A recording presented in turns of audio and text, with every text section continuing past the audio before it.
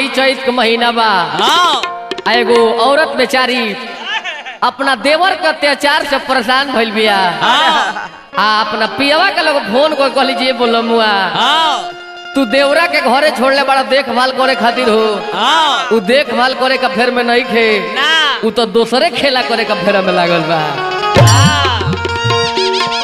मेहरनिया कहले जे बोलो मुआ तू छोड़ले बड़ा जे रही तो घर के ई काम काज करी लेकिन ई काम काज नहीं खे करत। ई तो रोज भोरही मुट्ठी में हमरा पेट धरावे के फेरा में पड़ जाता।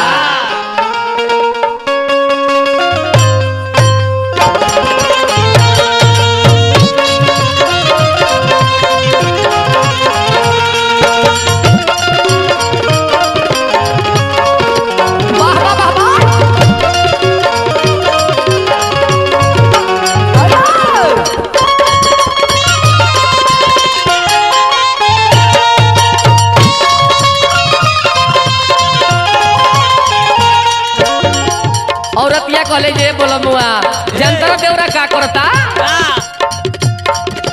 देवरा रोज सटिक के मोतिया बोल चाहेला।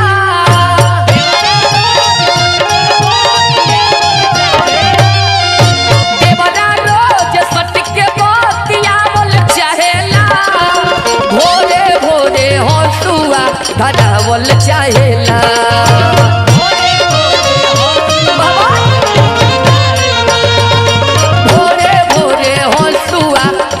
बोल चाहेला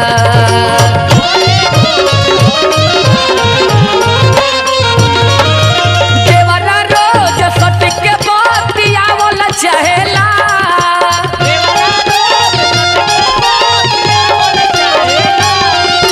देवरा रोज सटिक के मोतिया बोल चाहेला।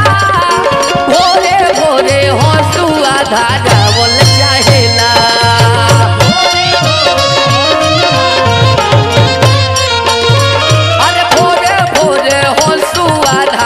बोल चाहेला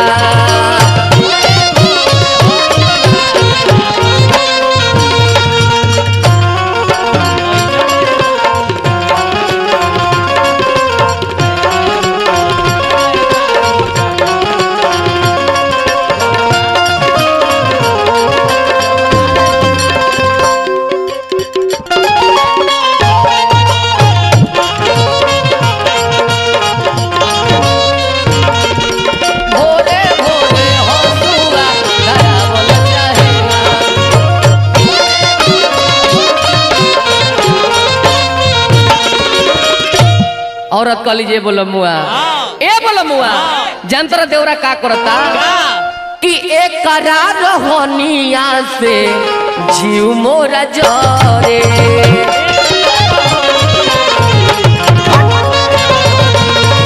एक करार होनिया से जीव मोरा जरे।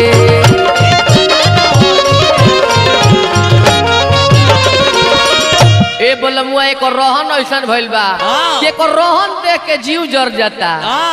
तो सुनाए सजनवा कहिया अरे ओई तू घरे।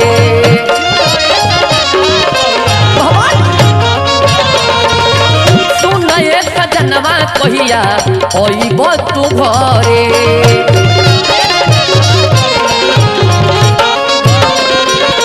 जनता देवरा का करता जब तोहार खाती बा तोहार धन बा ऊपर यापन हक जमावता।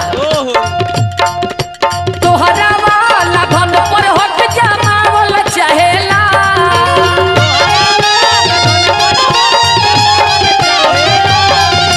तोहरा वाला धन पर हक जमावल चाहेला। भोरे भोरे हंसुआ धागा बोल चाहेला।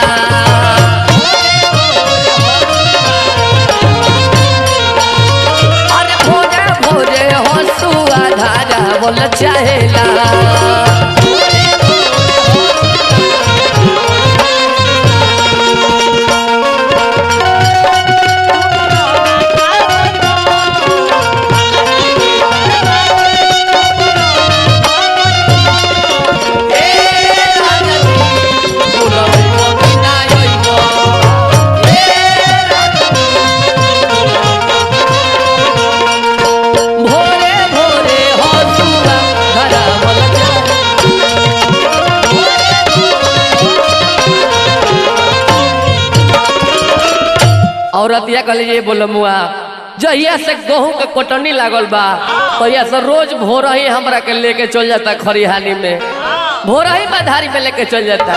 कौन तरीका तो रोज लेके चल जाता, अरे हमके बधारावा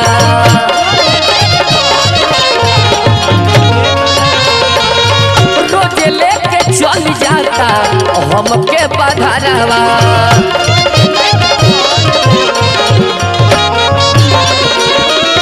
रोज बाजार में लेके चल जाता, आ जनतर बाजार में गईला पका करता तो तोहरा